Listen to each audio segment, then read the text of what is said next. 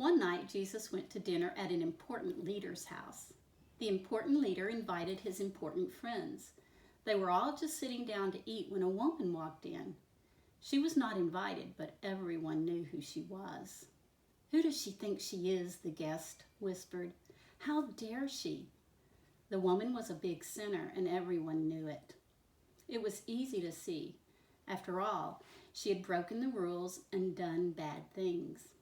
The woman walked straight up to Jesus. She was carrying very expensive perfume. Now, the thing about perfume back then was that it didn't come in bottles. It came in jars. And the jars were made out of precious stone like alabaster. But here's the catch. The jars didn't have a lid or a stopper or anything. So the only way you got the perfume out was if you broke the jar. Once you broke the jar, that was it. You had no more. Most people didn't use perfume because it was too precious. They just kept it on the shelf and looked at it. So you see, this perfume was her most precious thing in all the world.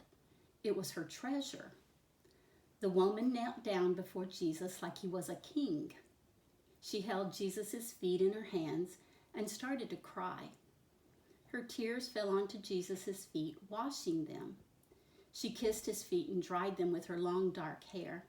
And then she did something strange. She broke the jar and poured the perfume all over his feet. Everyone gasped. What a waste! Over someone's feet? Such expensive perfume. It smelled like lilies in a summer field. Jesus looked at the woman and he smiled at her. What she had done was the most wonderful thing.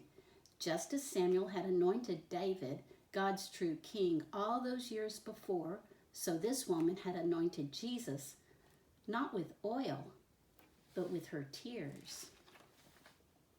The important people were cross. They thought Jesus should not be kind to this woman. That woman is a sinner, they grumbled. We're the good ones. And it's true. They did look good from the outside. After all, they were keeping all the rules. But Jesus could see inside people and inside their hearts. Jesus saw that they did not love God or other people. They were running away from God, and they thought they didn't need a rescuer. They thought they were good enough because they kept the rules. But sin had stopped their hearts from working properly, and their hearts were hard and cold. This woman knows she's a sinner, Jesus told them. She knows she'll never be good enough. She knows she needs me to rescue her. That's why she loves me so much. You look down on this woman because you don't look up to God. She is a sinner on the outside, but you are sinful on the inside. The important people shook with anger. Jesus turned to the woman and smiled. Your sins are forgiven, he said. You trusted me, and God has rescued you. Who does Jesus think he is? The important people whispered. Only God can forgive sins. They didn't believe Jesus was God's son.